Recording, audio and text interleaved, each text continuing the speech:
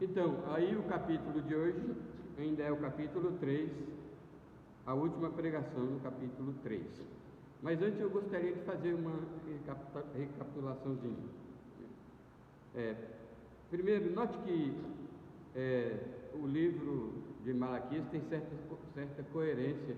Os textos bíblicos, que é inspirado, tem coerência, né? Tem unidade, né? Tem conexão. Então o livro começa com a incredulidade dos sacerdotes, né? Continua falando dos resultados dessa incredulidade, que a incredulidade produz certos resultados também. No caso aqui, os sacerdotes, por causa da sua incredulidade, incentivavam o povo à mesma incredulidade e aos resultados da incredulidade, que era uma adoração errada, uma adoração que não tinha jeito de ser aceito por um Deus santo. Ou seja, eles ofereciam um sacrifício errado, sacrifício de animais enfermos, doentes, e Deus rejeitou, né? Aí, essa infidelidade, essa deslealdade a Deus, lembre-se que o tema do livro de Malaquias é deslealdade a Deus. Então, a deslealdade a Deus gera deslealdade com os nossos semelhantes. No caso aqui, começou essa deslealdade no lar, né? Aí se instalou a cultura do divórcio no meio do povo de Israel. Deus condenou o divórcio e suas consequências, né? No capítulo 2. Aí no capítulo 3, como Deus rejeitou o sacrifício, como os sacerdotes não tinham temor a Deus o suficiente para oferecer um sacrifício adequado, de modo que Deus aceitasse. Então a coerência do texto está aqui. Deus promete um sacerdote leal, fiel, que ofereceria não somente um sacrifício aceitável a Deus, como ele próprio ofereceria a si mesmo.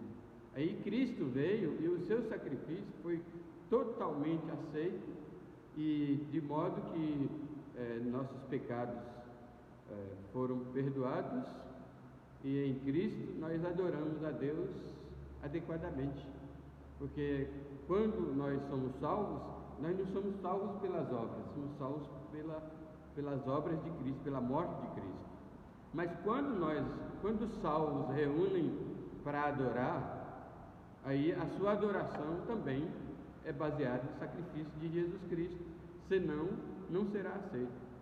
O principal erro da igreja hoje é que a sua adoração não é uma adoração em Cristo. Lembra que Jesus disse em João capítulo 4, na conversa com a mulher samaritana? Ele disse: o Pai procura verdadeiros adoradores que o adorem em espírito e em verdade. Onde o termo em espírito e em verdade não significa necessariamente sinceridade, mas a base da nossa adoração. Então, a adoração será aceita se for em Cristo.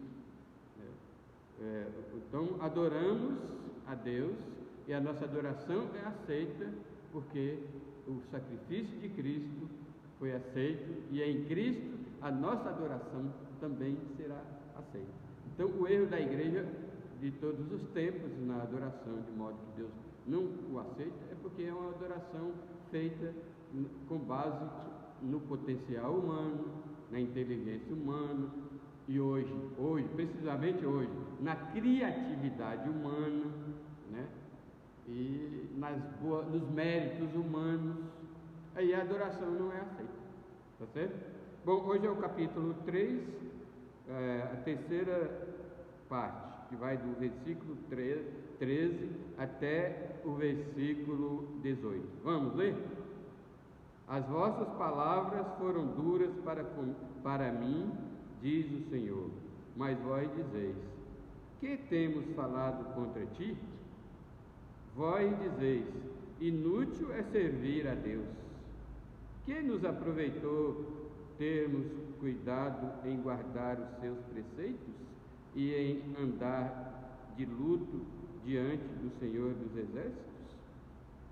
Ora, pois, nós reputamos por felizes os soberbos, também os que cometem impiedade prosperam.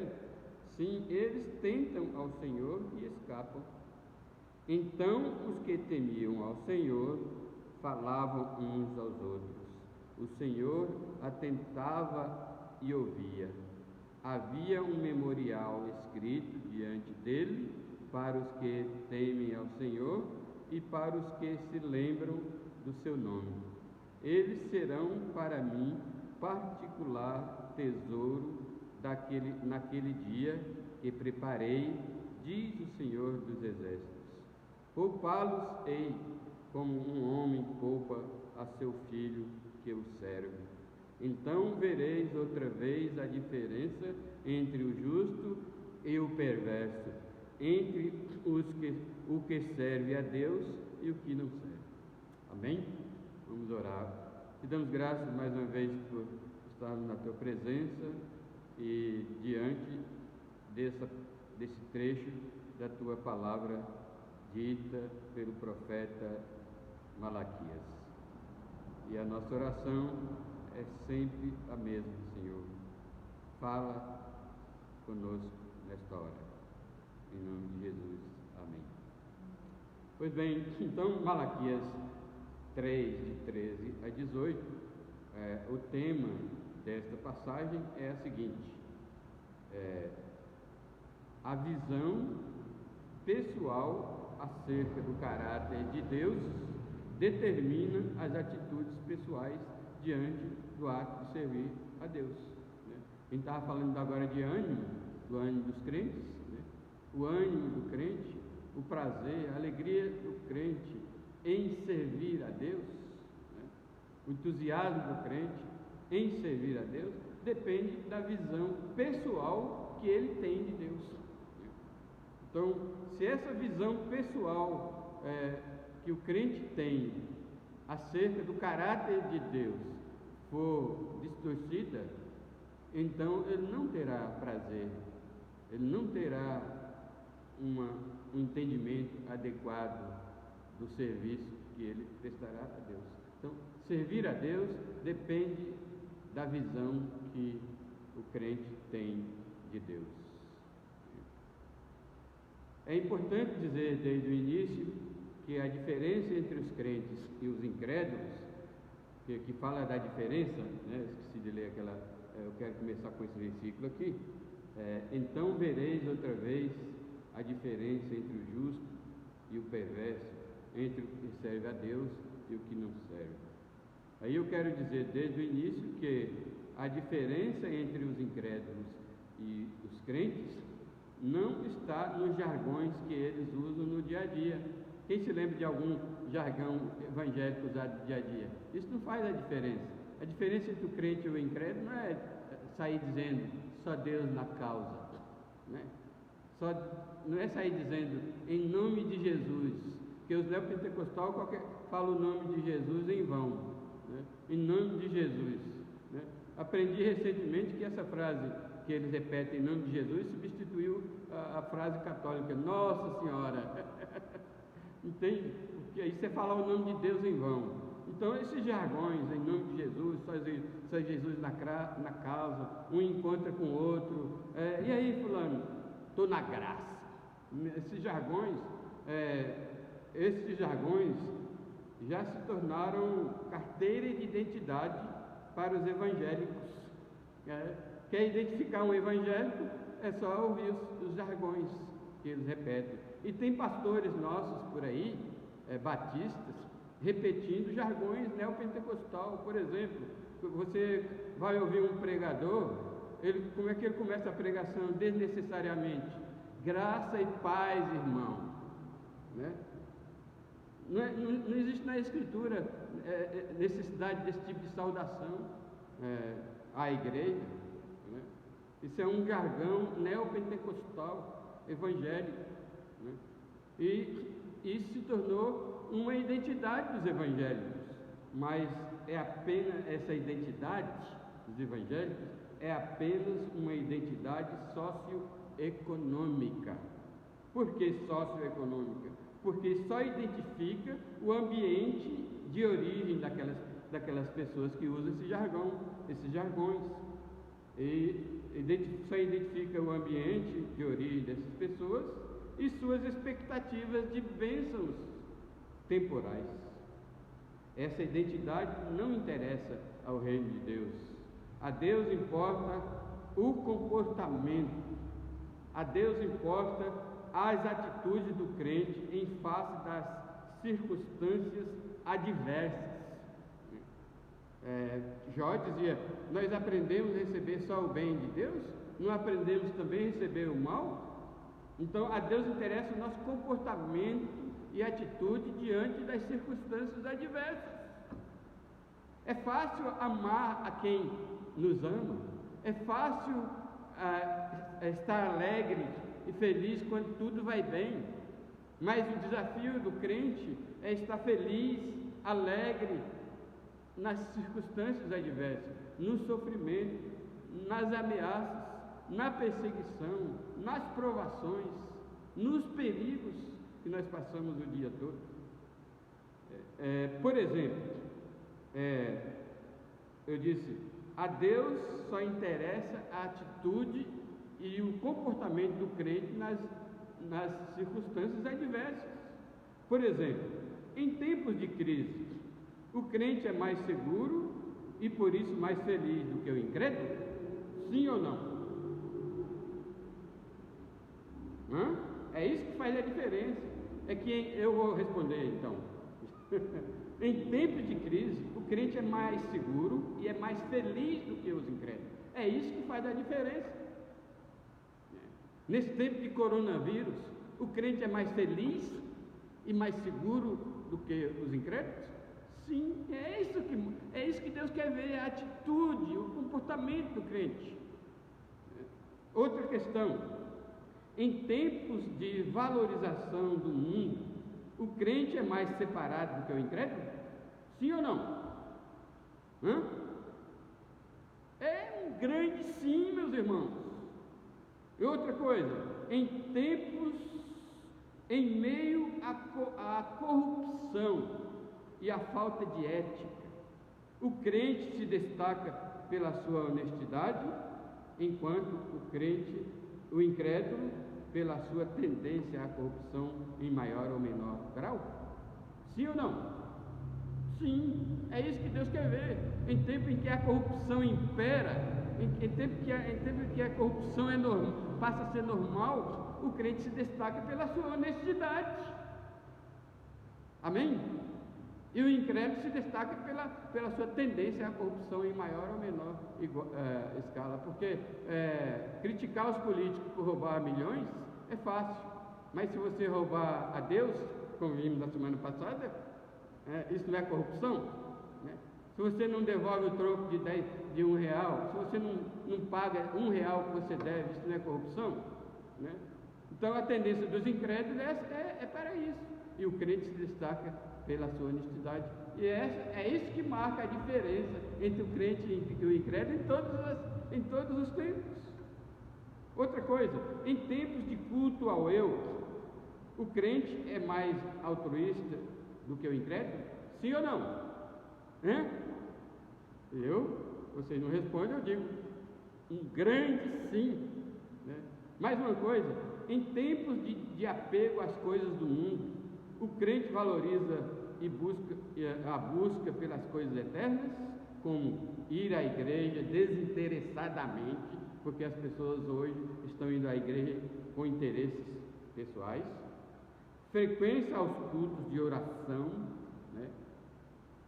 Em tempos de apego ao eu, em tempos de apego às coisas do mundo, o crente valoriza a busca pelas coisas eternas, como ir à igreja, frequentar o culto de oração, socorrer as viúvas, socorrer os órfãos, socorrer os pobres, guardar tempo para leitura bíblica, oração e conversas espirituais? Sim ou não? É isso que faz a diferença entre o justo e o perverso, entre os que servem a Deus e os que não servem. E finalmente, em tempos de materialismo, isso é muito importante, o crente se mostra mais espiritual do que o incrédulo? Sim ou não? Irmão? Sim ou não? Não. Sim. Né?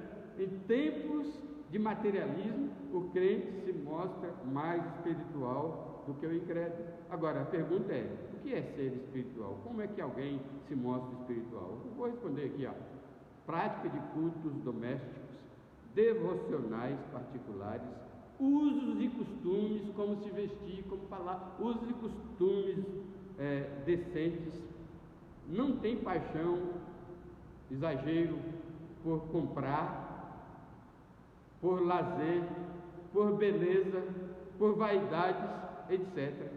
E o uso de linguagem sadia em casa. A linguagem sadia se começa em casa. É fácil em público eu aparecer polido, educado, escolher as palavras para falar, mas em casa eu falo palavrões, né? E xingo a minha esposa, né? E grito com meus filhos, né? Então, uso de linguagem sadia em casa, em público e no dia a dia. Meus irmãos, eu fiz essa coleção de coisas por causa do versículo. Então vereis a diferença, outra vez a diferença entre o justo e o injusto, entre o que serve a Deus e o que serve e o que não serve.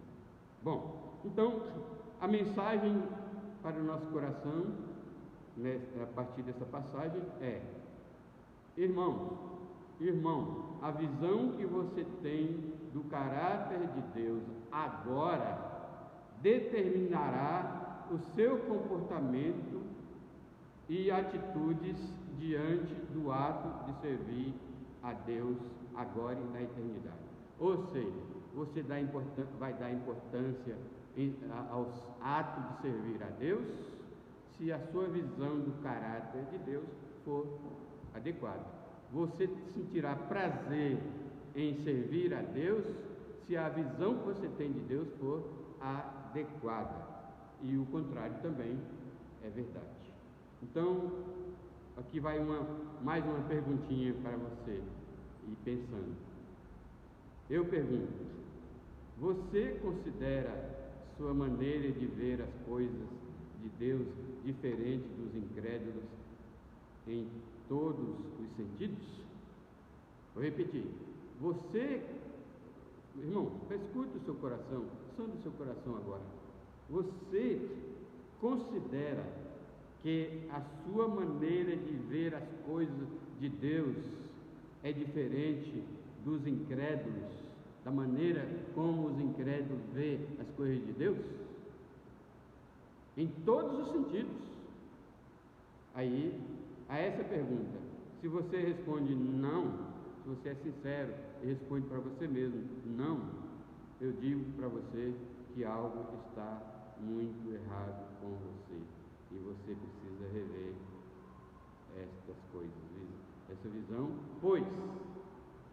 Ponto 1, pois se você tem uma visão deturpada do ato de servir a Deus, isso vai determinar o seu comportamento perverso diante de Deus e do mundo, porque o comportamento dos incrédulos diante de Deus é reflexo da visão negativa que ele desenvolveu ao longo de sua vida acerca do caráter de Deus. O que eu estou querendo dizer é o seguinte: o comportamento de alguém não surge de uma hora para outra, né? Alguém não se torna um traficante de uma hora para outra, né? Ele passou por estágios, né? Até se tornar um traficante, né? Exemplo exagerado, mas ninguém tem uma aversão aos atos de servir a Deus de uma hora para outra. Isso vem sendo desenvolvido ao longo da sua vida. Por isso que vocês têm que, jovens, por isso que eu falo todo dia com as crianças, com os jovens, e falo para os adultos, desenvolvam agora, né? Então o texto nos diz aqui: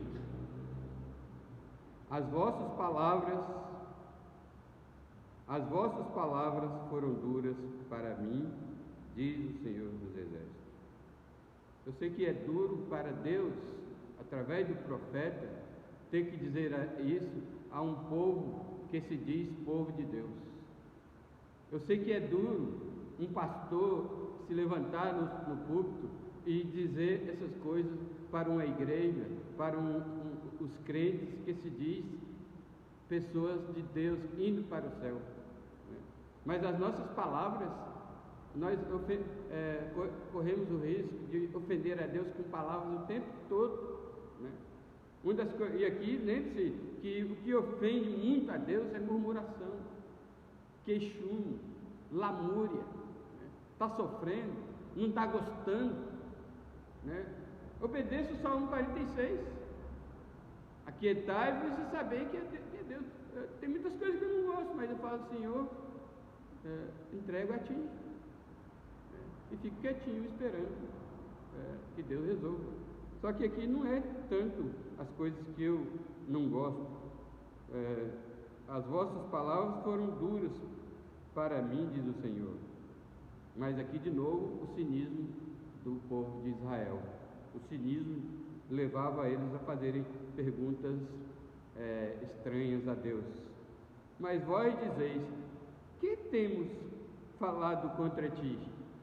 Lembre-se, talvez eles não viviam falando nas esquinas: eu não gosto de servir a Deus, eu detesto servir a Deus, eu não gosto de ir à igreja, e a igreja para mim é um martírio, eu não gosto de orar para mim é um sacrifício horrível, eu não gosto de evangelizar para mim é terrível, eu não gosto de obedecer às leis de Deus, isso para mim é um fardo pesado, eu não gosto. Eu não sei por que eu sou crente, eu só vou à igreja porque meu pai me força a ir, né? Ninguém vive falando isso na igreja, nas esquinas. Eles pensavam, mas a gente tem que lembrar, os sacerdotes lá tinham que se lembrar que Deus sonda os corações. Deus sabe as nossas atitudes, o nosso comportamento, antes mesmo que a gente manifeste esse comportamento, né? E essas atitudes. Aí eles perguntaram: em que temos falado contra ti? Aí Deus, é claro, responde, né? Responde na lata, na lata. Vós dizeis: inútil é servir a Deus. Você já disse isso alguma vez na sua vida? Eu acredito que não, mas pensou, mas imaginou, mas praticou, agiu como tal, né? Inútil é servir a Deus. Quando é que um crente pode dizer isso? Quando não está satisfeito com o programa da igreja, quando não está satisfeito com a amizade na igreja, quando não está satisfeito com o pastor da igreja, quando não está satisfeito com a própria vida, né? Ele é um deserto onde uma chuva de um dia não satisfaz, né? Vocês sabem que clima de deserto é o seguinte: vem uma chuva, veja lá no Nordeste, vem uma chuva um dia, ele fica um ano sem chuva, vem a chuva um dia, a chuva passa, a terra continua seca. É assim a vida cristã, que não tem prazer em servir a Deus, né? Então os sacerdotes se esqueceram de que Deus sonda os corações e faz essa pergunta tola: em que temos falado contra Deus? Muitos de vocês provavelmente já têm dito isso: eu não falo nada contra Deus, mas age como tal. Aí Deus diz: vós dizeis: inútil é servir a Deus. E continua esse pensamento: e que nos aproveitou termos dado cuidado em guardar os seus preceitos? Porque em determinado estágio da sua vida cristã, você foi obediente, não foi? Principalmente quando era novo convertido, né? Você teve aquele entusiasmo de ir na igreja, você teve aquele entusiasmo de compartilhar o evangelho, o seu testemunho com alguém, você entrou na classe de treinamento para aprender a evangelizar melhor. Você memorizava versículos, todas as pessoas que você encontrava, parente, amigo, conhecido e desconhecido, você como falava, né? Você obedecia. Aí chega um estágio da vida de certos crentes que eles dizem, não, é inútil obedecer a Deus, né? Aí, e continua, e em andar de luto diante do Senhor dos Exércitos. Esse andar de luto é um espírito reverente, né? Não é luto pelos mortos. Isso aqui é porque o povo de Deus, quando teme a Deus, a sua adoração é reverente, né? É do tipo, guarda, Eclesiastes capítulo 5, guarda o teu pé quando entrares na casa de Deus. Então, em certo estágio da sua vida, a adoração tinha sentido para você. Com o passar do tempo, a adoração perdeu o sentido, e até a reverência na igreja, não precisa só ser na igreja, a reverência na hora de orar, né? Na sua oração solitária ou na oração feita com a família, né? Você não tem reverência, né? Então eles achavam inútil essa reverência, né, diante do Senhor dos Exércitos. Irmãos, essa meditação, essa insatisfação, essa visão que a pessoa deturpada que a pessoa tem do caráter de Deus, vai levando ela a pensar e agir de maneira totalmente incrédula e perversa. Olha o versículo 15. Ora, pois nós reputamos por felizes os soberbos. Eles começam a invejar os soberbos, né? Dentro da igreja, invejando as pessoas do mundo, achando que elas são mais felizes do que você, né? Quantas vezes você já pensou isso, né? Graças a Deus eu nunca pensei nisso, né? Mas é possível, se nós não vigiarmos, não orarmos, nós não desenvolvermos uma visão correta do caráter de Deus, nós vamos chegar a esse ponto de insatisfação com o culto, de insatisfação com a obediência e achar que os incrédulos são mais felizes do que a gente. Não foi essa a tentação de Asaf no capítulo 73 do livro de Salmos? Não foi? Foi ou não foi? Também os que cometem impiedade prosperam. Olha aqui a reprodução de Asaf aqui, né? Então, essa insatisfação em servir a Deus leva a isso, a pensar que os ímpios, aqueles que fazem coisas erradas, que vivem pecando contra Deus, que são os prósperos, né? Sim, eles tentam ao Senhor e escapam. Que leve engano! Quem tenta ao Senhor não escapa. Nós vemos a corrupção no mundo. Hoje em dia nós olhamos para o mundo e falamos, a tendência é perguntar, onde está Deus? Senhor, tu não se importa com tanta corrupção, com tanto pecado, com o homossexualismo, com a prostituição, com o roubo, com o desfalco dos cofres públicos, com a mentira, com a falsidade, com a traição, com a indiferença religiosa, com esses evangélicos pintando e bordando, dançando e celebrando a carne, e as igrejas deles estão cheias, estão prósperas. Onde está Deus? A gente corre esse risco, meus amados, de achar que quem tenta a Deus escapa. Não, não escapa. Nós temos visto que não escapa. Uma hora dessas a casa cai, e quando cair, sai de baixo, se puder, porque a queda vai ser abrupta e repentina, né? Quando disserem paz, paz, diz o livro de Tessalonicenses, não é? A Epístola de Tessalonicenses, então virá sobre eles repentina destruição, e ninguém escapará. Então esse é o ponto 1, né, da nossa exortação,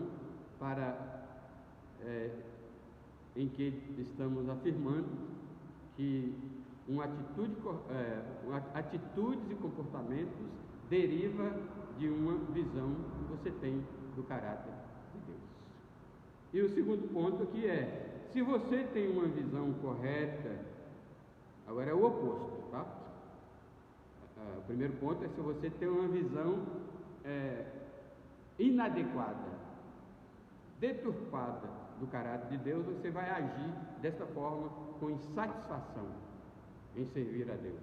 Mas se ao contrário, se você tem uma visão correta do ato de servir a Deus, isso vai determinar o seu comportamento justo diante de Deus e do mundo. Pois, meus amados irmãos, o comportamento dos crentes diante de Deus é reflexo da visão positiva que ele desenvolveu ao longo da sua vida acerca do caráter e da obra de Deus. Mais uma vez, ninguém tem um comportamento positivo do caráter de Deus que faz com que ele tenha satisfação em Deus. Esse comportamento é desenvolvido, desde que se converteu, vem procurando desenvolver esse comportamento, crescer na visão de Deus. Por isso que Oséias diz: conheçamos e prossigamos em conhecer o nosso Deus. Por isso que Jesus disse: a vida eterna é esta, que te conheçam a ti, o único Deus verdadeiro, e ao teu Filho. E assim vai crescendo, a nossa visão vai, à medida que que o tempo passa na fé, não é como muitos de vocês vive, não. À medida que eu vejo pessoas que, à medida que vai passando o tempo, em vez deles amadurecerem e expandir a sua visão de Deus, ele fica com a visão mesquinha de Deus. Não, meus irmãos, tem que essa visão de Deus vai ampliando. É como a vereda do justo, lembra do livro de Provérbios? É como a vereda do justo, que é como a luz da aurora, que vai clareando, até se tornar dia perfeito.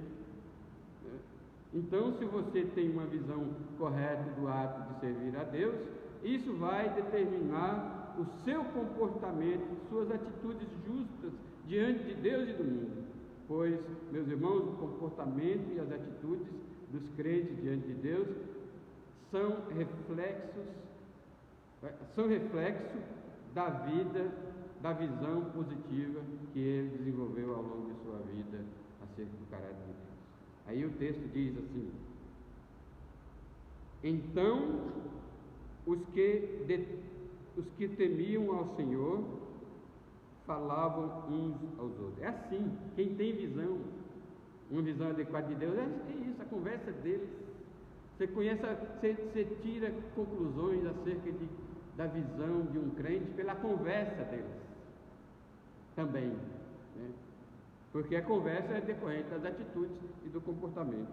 Então os que temiam ao Senhor falavam uns aos outros, né? O Senhor atentava e ouvia. Deus ouve as nossas conversas, não somente nossas conversas, Deus ouve as nossas meditações. Se nós murmuramos, Deus ouve. Se nós agradecemos, Deus ouve. Se nós estamos insatisfeitos, Deus vê. Se nós estamos satisfeitos, também Deus vê. Deus sonda o coração. Deus nos conhece no íntimo. Então, os que temiam ao Senhor falavam uns aos outros. O Senhor atentava e ouvia. Havia um memorial escrito diante dele para os que temem ao Senhor e para os que se lembram do seu nome. Ou seja, quem tem uma visão correta diante de Deus, fala positivamente das coisas de Deus, agradece e é satisfeito em servir a Deus, e Deus está com ele. Amém? Deus está em comunhão com ele. Deus está aprovando as suas atitudes. Deus está aprovando o seu comportamento. E, conclusão, é feliz, é abençoado, né? Que mais? Eles serão para mim particular tesouro naquele dia que preparei, diz o Senhor dos Exércitos. Poupá-los-ei como homem poupa a seu filho que serve. Aqui agora Malaquias está entrando na escatologia, né? Porque é importante. Você será, meu irmão, na vinda de Cristo, o que você é agora. Tá certo? Por isso que abruptamente aqui Malaquias entra na escatologia, nas profecias do futuro. Então Deus está satisfeito com você, está contente com o seu comportamento, com as suas atitudes diante do ato de servir a Deus, porque você desenvolveu essa visão, você tem uma visão de Deus ampliada, né? Da grandeza, do amor, da graça, da compaixão, da misericórdia, do poder, da santidade, da justiça de Deus, da imutabilidade que está aqui no texto do capítulo 3, porque o Senhor não muda, por isso vós, ó filhos de Jacó, não sois consumidos. Então, por causa dessa visão que você está desenvolvendo e desenvolveu, você tem uma conversa alegre, satisfeita, quando está conversando com as pessoas acerca da igreja. Você tem uma visão do serviço de Deus, Deus se agrada de você, responde às suas orações, Ele ouve e você se torna um memorial. O que é um memorial? Eu não sabia, não, aprendi essa semana, porque eu tive que fazer no projeto de pesquisa, tem que colocar um memorial. Memorial é aquilo que você é, né? Isso é um memorial. Deus, mas é o próprio Deus que vai fazer de você um memorial, né? O seu currículo, memorial é o seu currículo resumido, né? Aprendi essa semana. Aí, Deus vai usar o seu currículo. Qual é o seu currículo? O desenvolvimento da sua visão que você tem do caráter de Deus. Você não é daqueles que tem uma visão distorcida de Deus até o ponto de dizer: inútil é servir a Deus, inútil é obedecer a Deus, Deus é assim, que Ele abençoa quem é perverso, quem tem um comportamento mau, Ele abençoa quem tenta Ele, né? Você não tem essa visão distorcida. A visão que você tem é: os que temiam ao Senhor falavam uns aos outros. Falavam uns aos outros de quê? Veja o que Deus fez. Você viu o que Deus fez ontem? Você viu o que Deus fez na vida do irmão fulano? Você viu as bênçãos que Deus derramou na igreja? Você viu como nós superamos o sofrimento? Você viu quanto sofrimento a gente tem passado? E Deus está mantendo a gente vivo, e começa as conversas, é esse tipo de conversa. Deus é bom, Deus é mais. Você começa a dizer: como é bom servir a Deus. Aí começa a cantar: como é bom ser um crente, como é bom. Como é bom ser um crente, como é bom. Domingo, segunda, terça, quarta, quinta, sexta, domingo inteiro seja bom. Esqueci o sábado. De domingo a domingo, como é bom ser um crente, amém? Eu vou aqui cantando e volto aqui trazendo almas preciosas ao pé do Senhor Jesus. Como é bom ser um crente, como é bom. Como é bom ser um crente, como é bom. Como é bom. Domingo, segunda, terça, quarta, quinta, sexta, sábado, domingo inteiro, como é bom. Amém. Entendeu? É isso, essa é a conversa. Então, os que temiam ao Senhor falavam uns aos outros. O Senhor atentava e ouvia, e havia um memorial escrito dele para os que temem ao Senhor e para os que se lembram do seu nome. Ou seja, você é uma bênção no mundo. Você é uma luz. Como Jesus disse: vós sois a luz do mundo. Todo mundo que vê você se alegra. Já experimentou? Se chega num lugar, a paz reina. É maravilhoso, né? Quando eu estava trabalhando no banco, uma vez, de vez em quando eu ia no banheiro, e lá eu tinha um momento de reflexão, de oração, de meditação, né? Uma vez eu estava voltando do banheiro e eu tinha que atravessar várias fileiras de escrivaninhas, né? Quando eu vou passando por uma colega, a moça disse: vem não. Eu olhei assim para ela, ela disse: está escrito paz aqui na sua testa. Eu falei: obrigado. Saí, fui meditar, olha, né? É para isso que nós estamos no mundo, para ser sal da terra, luz do mundo, perfume de Cristo e uma carta dos pregadores, porque a pregação que você ouve vai refletir amanhã no meio dos seus colegas. Amém?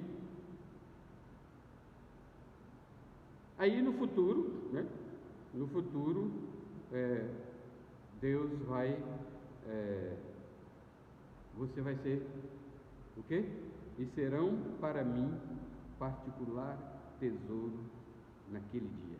Naquele dia aqui é o dia escatológico, o dia da recuperação de todas as coisas, o dia que Jesus vai entregar o reino ao seu Pai, o dia em que a morte que é o último inimigo, será derrotada e não haverá mais inimigo. O dia que como nós pregamos hoje, o dia em que hoje de manhã, lembra da pregação de manhã? O dia em que não haverá mais indignação em Deus. Deus não estará mais indignado com a humanidade, né? E toda a humanidade, conforme a pregação de manhã, toda a humanidade será uma vinha deliciosa para Deus. Lembra dessa frase lá de Isaías capítulo 27? Uma vinha deliciosa para Deus. Amém? E por último, irmãos, em vista disso, a minha exortação, esse é o terceiro ponto, peça a Deus para capacitá-lo a desenvolver uma visão positiva do ato de servir a Deus. Peça a Deus para você sentir prazer na igreja, prazer nas suas orações particulares, prazer na sua leitura bíblica, prazer em comunicar com outros, compartilhando a sua fé, prazer em orar pela salvação de pessoas que ainda não são salvas. E se você desenvolver que eu digo é expandir essa visão na sua vida do caráter de Deus, você terá um comportamento justo diante de Deus, hoje e eternamente. Por que hoje e eternamente? Porque, como vocês perceberam, eu falei de desenvolvimento da visão. A visão é um desenvolvimento. Você não se converte agora e tem uma visão ampla da vontade de Deus. Você se converte e vai, à medida que você vai alcançando a maturidade cristã, a sua visão vai se ampliando, né? Hoje eu sou mais feliz do que em 1974, 14 de abril, quando Deus me chamou ao arrependimento e à fé salvadora em Cristo Jesus. À medida que eu vou crescendo e sofrendo, sendo provado, testado e mergulho na palavra de Deus, mais eu sou feliz, mais eu sou realizado, mais eu tenho prazer em servir a Deus, e jamais, pela graça de Deus, eu peço isso a Deus. Não falo que jamais vou fazer, porque eu sou um ser humano, mas peço a Deus, como eu estou exortando você aqui a fazer, que jamais eu diga para Deus: adorar é enfadonho, servir é enfadonho, é cansativo fazer sacrifício para Deus, esse queixume, né? A vida está difícil demais, Deus manda esse coronavírus embora, porque eu não aguento mais ficar em casa, né? Jamais, né? Agora tem que desenvolver essa visão de Deus. E o seu comportamento e suas atitudes perante Deus vai ser justa e santa e agradável a Deus, e você mesmo desfrutará dessa alegria, né? Por que eu estou dizendo isso? Pois, irmãos, o comportamento é como uma lavoura. Você planta agora para colher amanhã. É isso que diz o versículo 18. Então vereis outra vez. E a chave está aqui, ó, para isso que eu estou dizendo. O comportamento é como uma lavoura. Você planta agora para colher depois. Então vereis outra vez. O que quer dizer outra vez? Porque você já tem desenvolvido e está desenvolvendo essa visão do caráter de Deus, e você faz a diferença entre você e o seu parente incrédulo, entre você e o seu vizinho descrente, entre você e o resto da humanidade ímpia, né? Porque você desenvolveu essa visão, plantou, né? Outra vez a diferença. Outra vez por quê? Porque lá na eternidade, naquele dia, aí você vai sentir ainda a nitidez da justiça praticada por você naqueles dias. Você vai lembrar como foi bom. Lá na eternidade você vai dizer: como foi bom obedecer, como foi bom servir a Deus, como foi bom adorar o Senhor, Como foi bom depender de Deus. Como foi bom conversar com os irmãos positivamente, sem queixume, sem desgraça, sem revolta, com gratidão, com amor, agradecendo a Deus. Como foi bom aquele período, né? Agora eu estou vendo ainda mais nítido que o justo é diferente do perverso, que o ímpio é diferente do santo. Né? Então vereis outra vez a diferença entre o justo e o perverso, entre os servos de Deus e os que servem a Deus e os que não servem. Porque, irmãos, se você desenvolver uma visão positiva do ato de Deus, você terá um comportamento justo diante de Deus, agora e eternamente. Agora e lá naquele dia escatológico. Pois o comportamento é como uma lavoura. Você planta agora para colher depois. E naquele dia, o dia escatológico, o dia do cumprimento das profecias bíblicas, o dia da nossa bem-aventurança eterna, nós vamos enxergar melhor. A nossa visão vai ampliando, até chegar ao ápice da visão que nós temos do caráter de Deus. Nesse dia nós vamos enxergar mesmo que Deus é bom. Nós vamos enxergar mesmo que Deus é justo. Nós vamos enxergar mesmo com toda nitidez, com toda clareza, como água cristalina, que Deus é tudo que Ele se revela na Escritura. Mas tem que começar agora. Amém? E finalmente, para terminar, vou dizer algumas coisinhas aqui para você levar junto com essa mensagem. Qual é a mensagem mesmo? Irmãos, se você desenvolver uma visão adequada do caráter de Deus, e você vai sentir prazer em servir a Deus. Amém? Então eu vou dizer o seguinte, em forma de uma pergunta: o que é blasfêmia? Blasfêmia, dentre muitas outras coisas, é duvidar do caráter, do bom caráter de Deus. O que é ser justo ou ser perverso? Ser perverso ou justo é um resultado de ser justo, é resultado de ser justificado. Pois uma pessoa recebe o perdão, quem recebe o perdão será sempre grato. E a melhor maneira de ser grato a Deus é ser temente a Deus, por seguir o seu exemplo, demonstrando-o pelas suas atitudes e pelo seu comportamento. E finalmente, portanto, a diferença entre o justo e o perverso encontra-se no seu comportamento, nas suas atitudes, que ele demonstra compreensão do caráter de Deus e o desejo de agradar. Amém? Deus nos abençoe. Abençoe a nossa visão, a visão que temos do caráter de Deus, porque somente assim teremos satisfação e motivação santa para servir ao nosso Deus. Vamos orar. Mais uma vez, Senhor, pedimos que o Senhor venha alargar a nossa visão do conhecimento de Deus.